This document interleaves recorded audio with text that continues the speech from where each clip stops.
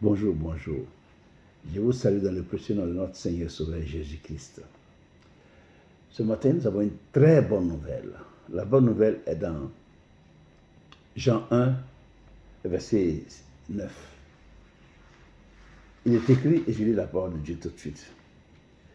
Cette lumière était la véritable lumière qui, en venant dans le monde, éclaire tout homme. La lumière dont nous parlons est la parole de Dieu. La parole de Dieu, c'est cette parole qui a tout créé. La Bible dit dans Jean 1, justement au verset 4, que rien de ce qui a été fait n'a été fait sans elle. En elle était la vie. Et la vie était la lumière des hommes. Donc cette parole qui a créé toutes choses, elle s'est murée, elle s'est métamorphosée en une personne qui s'appelle Jésus-Christ, qui est venu sur la terre des hommes pour nous montrer le chemin. La parole de Dieu donne la vie. La parole de Dieu, c'est la vie, c'est la délivrance. La parole de Dieu, c'est Dieu lui-même. Il faut le comprendre. La parole de Dieu, c'est Dieu lui-même. Parce qu'on ne peut pas distinguer la parole de Dieu à autre chose. Non. La parole de Dieu, c'est Dieu lui-même. Et c'est ce Dieu-là qui s'appelle Jésus-Christ, qui est venu pour nous sauver. Il est venu pour nous faire que du bien. Vous avez remarqué qu'avant, pendant et après le passage de Jésus sur la terre des hommes, il n'a fait que du bien. Il n'a pas fait du mal à quelqu'un, il n'a fait que du bien. Donc, c'est un Dieu qui était un exemple à suivre. D'accord? Donc, ici, nous voyons dans le psaume 105, psaume 119, verset 105, ta parole est une lampe à mes pieds et une lumière sur mon sentier. Donc, la parole de Dieu, elle est vraiment, elle nous éclaire. Dans le psaume 119, verset 130, il est écrit que ta parole éclaire. Ta parole éclaire.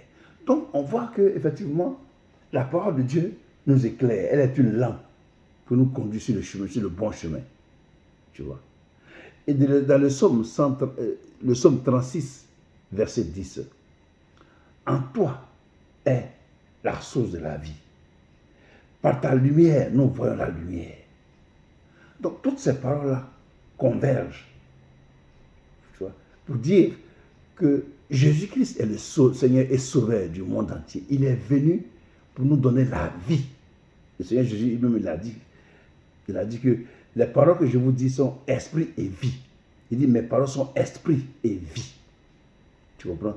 Donc, la parole de Dieu, elle est esprit et elle est la vie. Elle donne la vie. C'est pour cela qu'il ne faut pas négliger la parole de Dieu. Parce qu'en négligeant la parole de Dieu, tu négliges Dieu qui vient pour te sauver toi-même. Ne néglige pas la parole de Dieu. Parce que dans la parole de Dieu, il y a la véritable vie. On voit qu'au commencement, la Bible dit qu'au commencement, Dieu créa les cieux et la terre. La terre était informe et vide. Et l'Esprit de Dieu se mouvait au-dessus des eaux. Et la parole, écoutez bien, Dieu dit que la lumière fut. Et la lumière fut. Donc, la parole de Dieu apporte la lumière. La parole de Dieu apporte la vie. La parole de Dieu apporte la guérison. La parole de Dieu restaure l'âme. La parole de Dieu nous conduit sur le vrai chemin. La parole de Dieu nous restaure. La parole de Dieu nous sauve la vie. Elle nous sauve la vie. La parole de Dieu. La parole de Dieu nous sauve la vie. C'est pourquoi ce matin, mon frère, je t'exhorte à donner ta vie à Jésus-Christ pour que ta vie soit sauvée.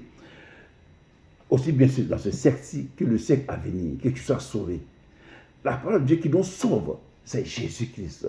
C'est pour ça que Dieu nous a créés, mais il ne nous a pas laissés comme ça. Non. Il nous a donné un sauveur. Il nous a donné un sauveur. Il nous a donné quelque chose qui peut nous sauver. C'est la Bible. Et cette Bible-là, c'est sa parole qu'on a là-dedans. Pour que nous voyons les exemples que nos pères, nos pères ont vécu, que cela, nous puissions puiser notre force en Jésus-Christ pour marcher à sa suite. Donc, Jésus ne nous a pas laissés orphelins. C'est pour ça qu'il nous a envoyé le Saint-Esprit pour nous aider à marcher selon sa parole. Toi qui as écouté ce message ce matin, lève-toi et donne ta vie à Jésus-Christ. Tourne dos à tout ce que tu faisais et maintenant tourne-toi résolument vers Jésus-Christ et marche selon la parole de Dieu pour que tu sois sauvé. Il faut que ton âme soit sauvée.